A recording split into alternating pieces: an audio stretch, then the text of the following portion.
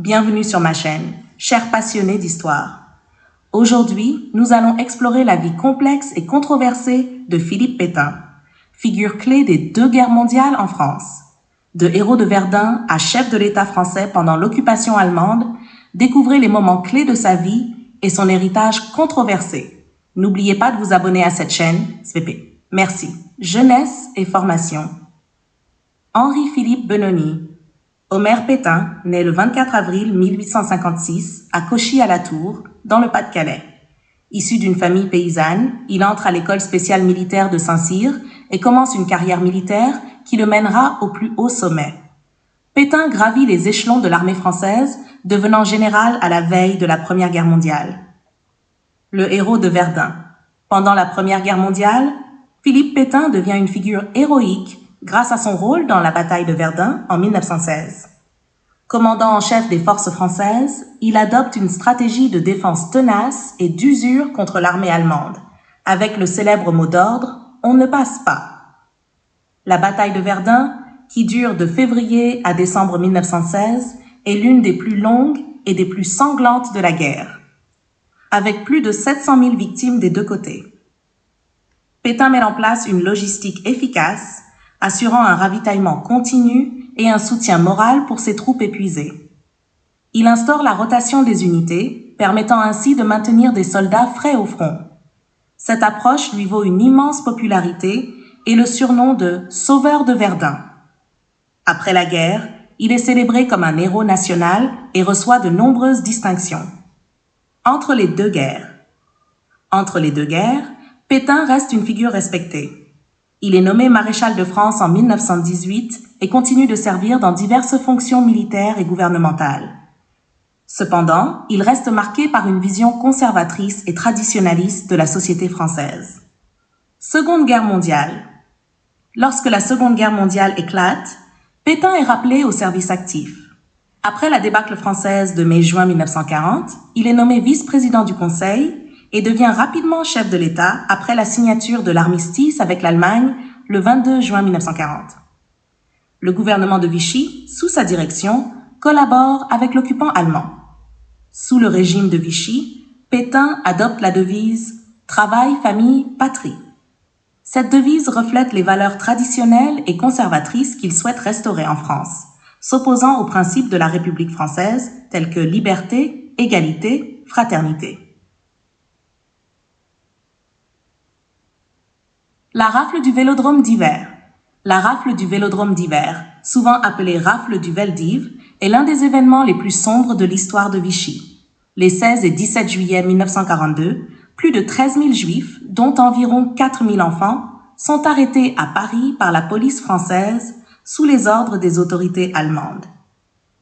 Alors qu'ils ignorent tout du sort qui leur est réservé, ils sont ensuite détenus au Vélodrome d'hiver avant d'être déportés vers les camps de la mort, notamment celui d'Auschwitz. L'implication exacte de Pétain dans cette rafle reste un sujet de débat historique.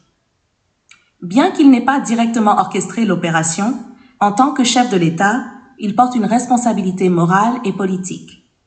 Son gouvernement, dirigé par Pierre Laval, collabore activement avec les nazis dans la mise en œuvre des politiques antisémites, et Pétain ne s'y oppose pas publiquement, ce qui équivaut à un soutien tacite. D'aucuns prétendront quand même qu'il n'avait pas voix au chapitre. Le gouvernement de Vichy. Le gouvernement de Vichy adopte une politique de collaboration avec l'Allemagne nazie, dans l'espoir de préserver une certaine autonomie et d'atténuer les souffrances de l'occupation. La prétendue révolution nationale, prônée par Pétain, vise à restaurer les valeurs traditionnelles françaises, avec des mesures conservatrices et réactionnaires. Le maréchal centralise le pouvoir et abolit les libertés démocratiques. La France entièrement occupée. En novembre 1942, l'Allemagne envahit la zone libre de la France suite au débarquement allié en Afrique du Nord, mettant fin à la relative autonomie du régime de Vichy. Pétain et son gouvernement deviennent de plus en plus des marionnettes sous la tutelle directe des nazis.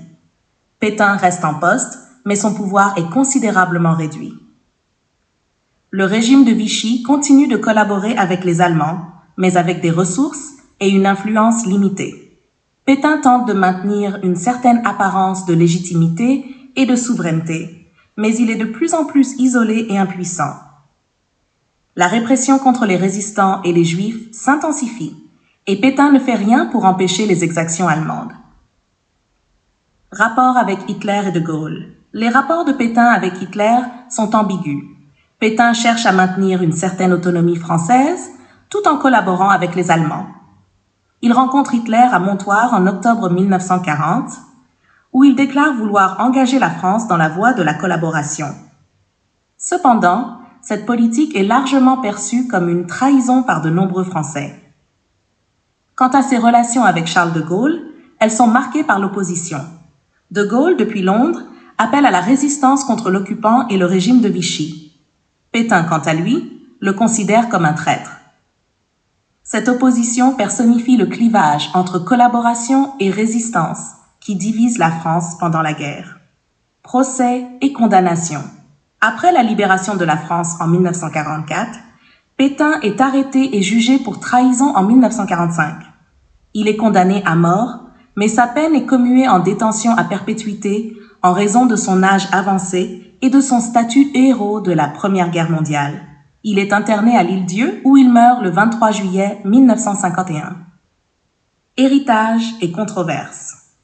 Aujourd'hui, Philippe Pétain reste une figure controversée.